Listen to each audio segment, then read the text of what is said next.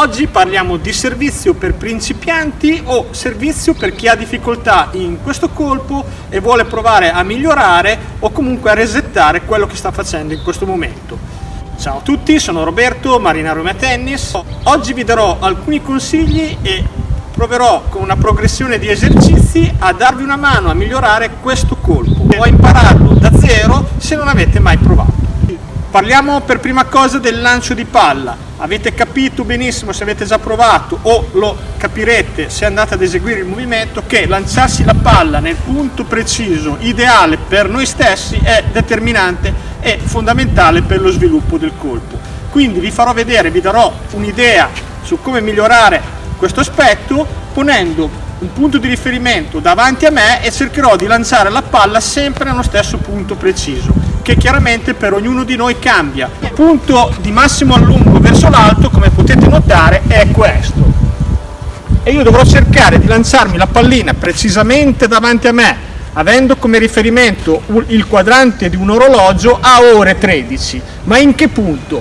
20 o 30 centimetri più in alto del mio massimo allungo. Quindi voi prendete come riferimento il vostro allungo verso l'alto più altri 20 o 30 centimetri e vi allenate a lanciare la palla davanti a voi, come ho detto, a ore 13 circa, sempre nello stesso punto, cercando di salire in modo dolce e accompagnato, quindi non essere bruschi o lavorare di polso e di gomito per lanciare la palla, ma mantenere il braccio e la mano fermi. Beh, per migliorare il lancio di palla, createvi un punto di riferimento davanti a voi, sia come direzione che come altezza, ed effettuate dei lanci finché non sarete precisi nel lancio di palla. In questo caso ho utilizzato il tubo arancione.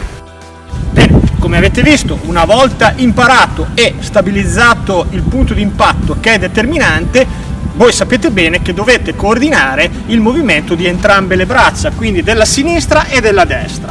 In fase iniziale o di perfezionamento vi consiglio di non fare un movimento ampio, quindi a pendolo, a cadere dal basso col braccio dominante, ma di salire con un movimento un pochino abbreviato. Quindi vi do un consiglio, una progressione per migliorare la coordinazione del movimento delle due braccia. Questo. E cerchiamo di osservare, perché è importante osservarsi e sentire anche fisicamente le sensazioni. Dopo vi farò vedere cosa sentire durante il movimento di massimo caricamento. Quindi osserviamoci, dobbiamo vedere il braccio destro che sale verso fuori e devo portare il gomito all'altezza della spalla, mentre il braccio sinistro sale, ci dobbiamo trovare alla stessa altezza. Progressione, step numero 1.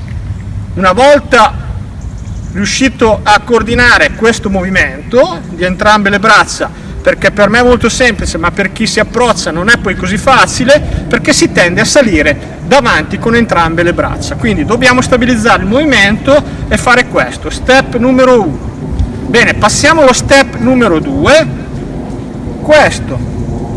Salgo un po' di più col braccio sinistro e inizio a flettere dietro il gomito e la testa della racchetta che cade.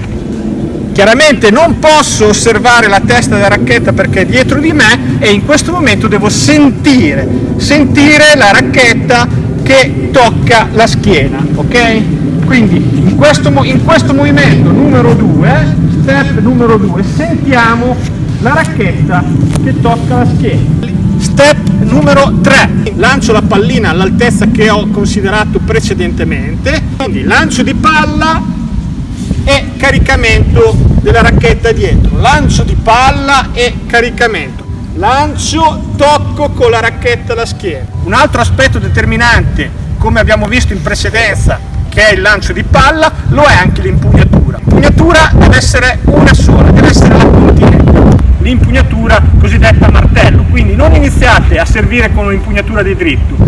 Bene, cercate quindi di servire con l'impugnatura martello, un altro punto cardine per poter imparare e migliorare il servizio. Impugnatura martello che la troviamo semplicemente ponendo il dito indice sul profilo della racchetta, formando una L col pollice. A questo punto chiudo, serro l'impugnatura e sarò pronto ad eseguire l'impatto con la pallina in alto con l'impugnatura a martello. Per acquisire sensibilità con questa impugnatura è necessario magari prima esercitarsi, magari provando degli impatti a terra, dei rimbalzi con questa impugnatura, per migliorare la sensibilità al momento di impatto, quindi al contatto racchetta-palla. Cercate quindi di iniziare da subito a impattare la pallina con l'impugnatura a martello, anche se commettete degli errori, perché poi dopo passare dall'impugnatura del dritto all'impugnatura continental è sempre difficoltoso.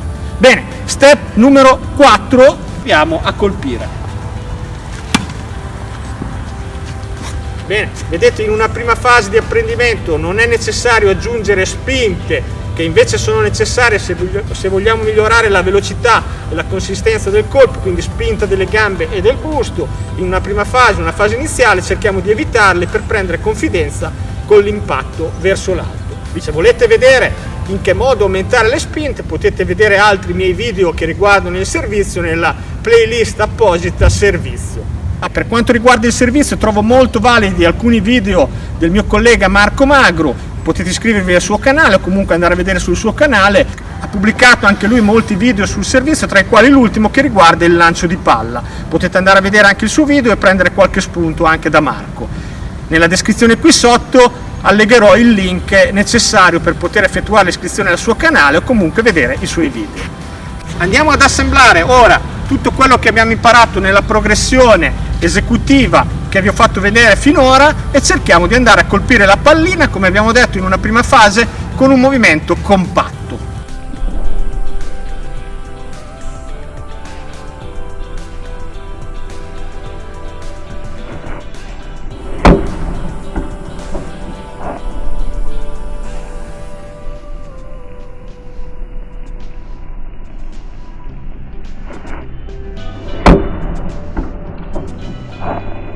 Cerchiamo di considerare e anche valutare la vostra posizione nel campo per poter eseguire al meglio questo colpo, quindi anche la posizione del busto e dei piedi, delle gambe rispetto alla rete.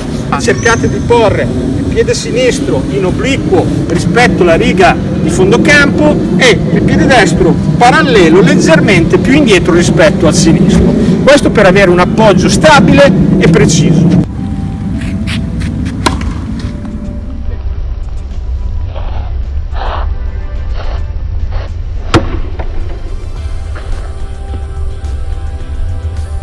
Come avete visto, in questa fase vi consiglio di impattare verso l'alto senza saltare e portare avanti l'anca e la gamba destra per poter cercare di aumentare un pochino la consistenza al vostro colpo iniziale. Non vi consiglio di saltare e di muovervi durante l'impatto perché rischierete di perdere il timing esecutivo e la coordinazione nei movimenti.